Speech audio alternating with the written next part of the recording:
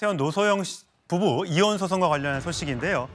자, 노소영 관장 앞으로 어떤 행보를 보일지 관심이 커지고 있죠. 지난 4월에 노 관장의 목소리 먼저 확인하시죠. 오늘 재판 어떤 부분 변론하셨는지 말씀 부탁드리겠습니다. 양측의 PT를 통해서 종합적으로 변론했습니다. 비록 잃어버린 시간과 가정이 되돌릴 수는 없겠지만 이 사건을 계기로 해서 가정의 가치와 사회 정의가 설 수 있는 그런 계기가 되었으면 하는 바람입니다. 저도 앞으로 남은 삶을 통해서 이 일에 최선을 다해서 헌신하도록 하겠습니다. 네, 성룡은 의원. 사실 지난번에 작년 이게 처음으로 소송을 제기했을 때, 그러니까 원래는 처음에는 아니 남편이 바람 피웠다고 해서 내가 왜 이혼을 해줘? 라는 강경한 입장에서 2019년 이제 12월에 소송을 해야겠다, 보내줘야겠다라면서 SNS 글을 올린 거예요. 이제는 남편이 저토록 간절히 원하는 행복 찾아가게 내주는 것이 맞지 않나 생각한다. 그러면서 남은 내 일생은 사회를 위해서 이바지할 수 있는 길을 찾아서 헌신하겠다라고 글을 썼었어요. 지금 이제 노소영 관장 측의 변호인은 이때의 기조가 지금까지 계속되고 있다라고 얘기하고 있는 걸로 봐서는 뭔가 사회에 뭐 돈을 환원한다거나 어떤 재능 기부를 한다거나 뭐 등등을 하겠다, 이런 뜻으로 해석이 되네요.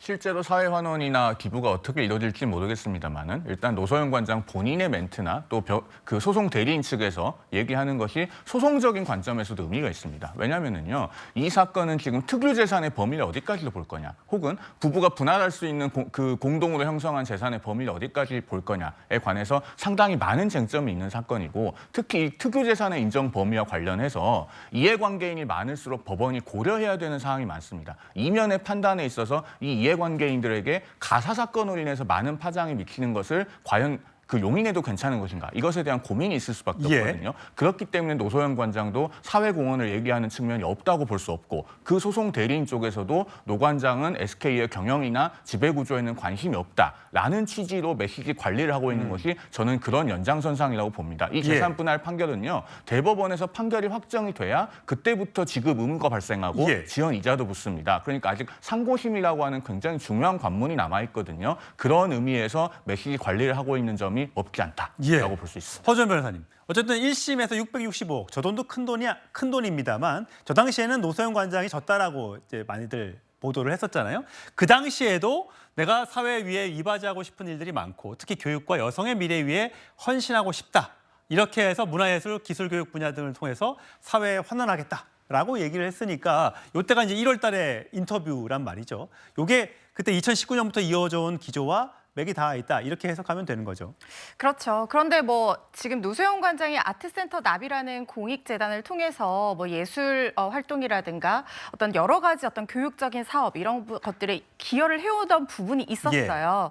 앞으로 그런 활동을 이어나가겠다는 취지에서 저런 얘기를 한 것이 아닌가 하는 생각이 들고, 특히 지금 항소심에서 이 거액의 재산 분할을 받은 부분의 어떤 판단의 기저에는 사실상 그동안 존재가 드러나지 않았던 노태우 전 대통령의 비자금 300억 원이 건너가서 그 재산을 시드머니로 해서 재산이 불려져 나온 부분을 결국에는 후대 부부가 이걸 나누어 갖게 되는 측면에서 일각의 비판의 목소리가 있는 부분이 있잖아요. 아마 노소영 관장도 뭐 이 소송 자체에서의 승소를 위해서 아버지의 어떤 정경유착에 대한 도덕적인 비난을 감수하면서까지 승부수를 던진 것일 테지만, 이런 비난이나 비판의 목소리에 대해서 충분히 예상을 하고 있었을 것이고 지금도 아마 그런 부분을 듣고 있을 거라는 생각을 합니다. 물론 지금 상고심 결과가 남아 있어서 앞으로 어떻게 될지는 모르겠지만 이 세 개의 이혼이 정말로 많은 이슈가 되고 그 비자금 부분에 대한 어떤 비판의 목소리가 있는 만큼 노소영 관장이 이제까지 해오던 어떤 공익 사업에서 한 단계 더 나아가서 이 외국의 어떤 뭐 제프 베이조스와 이혼한 어떤 사례라든가 빌 게이츠와 이혼한 사례에서 이혼하고 나서 어마어마한 어떤 재산 분할을 받아서 그걸 다 자선 사업에 쓰고 이런 사례들이 있잖아요. 이런 부분도 참작하지 않을까 하는 기대도 해봅니다. 제프 베이조스의 부인은 40조인가 재산을 받아서 20조를 사회에 기부를 했다고 하더라고요. 미국에서도 굉장히 화제가 됐던 일인데 과연 국내에서는 어떤 일이 일어나게 될지 관심입니다. 김지욱 전 대변인, 최태원 또 이게 이슈가 되니까 정치인들이 또 숟가락을 얹기 시작했습니다.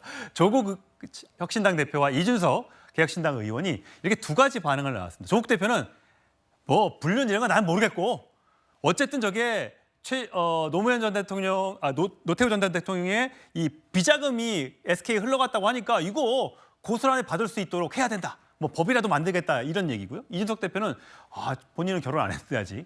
결혼 이혼제도 이거 좀 생각을 해야 된다. 유책 배우자만 뭐 소송을 제기하고 이런 거에서 넘어가서 한 3년간 별거하면 이혼할 수 있게 해줘야 되고 잘못이 있으면 엄청난 위자료를 물려야 된다. 이런 제도 개선하겠다라고 얘기하고 있네요.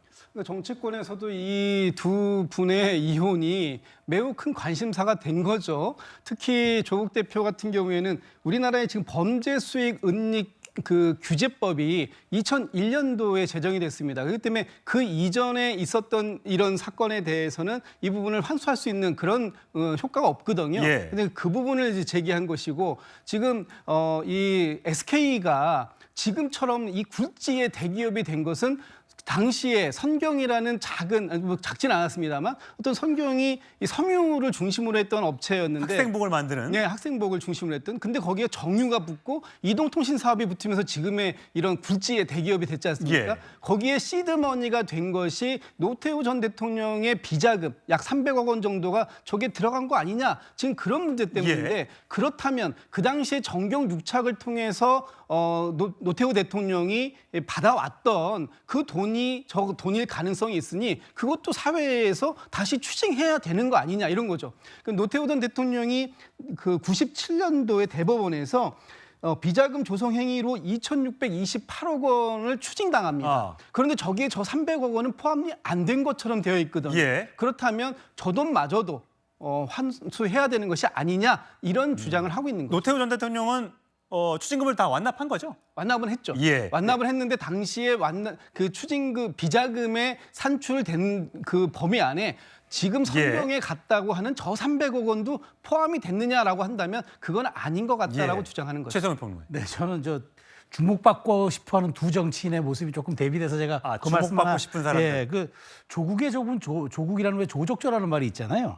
조국 대표가 또 이렇게 참전을 하는데 네. 제가 좀 안타깝게 보는 건 그 유재수 감찰무마 사건으로 유죄를 받으신 분이고 공문서 위조 혐의로도 유죄를 받으신 분이 무슨 마치 정경유착에 대해서 본인이 심판하는 것처럼 저렇게 칼을 대는 것은 제가 보기에 또 하나의 저는 그 조만대장경의 사례를 만들 수 있다고 제가 지적드리고 싶고 이준석 대표는 영악하게도 그 시대적인 상황에 맞게 자신의 공약을 링크하고 자신의 정책을 얘기하는 기민함과 아주 영리함을 보여서 또 이번 국회에서 또 어떤 모습으로 두 사람이 또 비춰질지 제가 그 말씀 드렸습니다. 예, 과연 어떤 관련 법안이 만들어지게 될까요? 두 사람의 손에서요.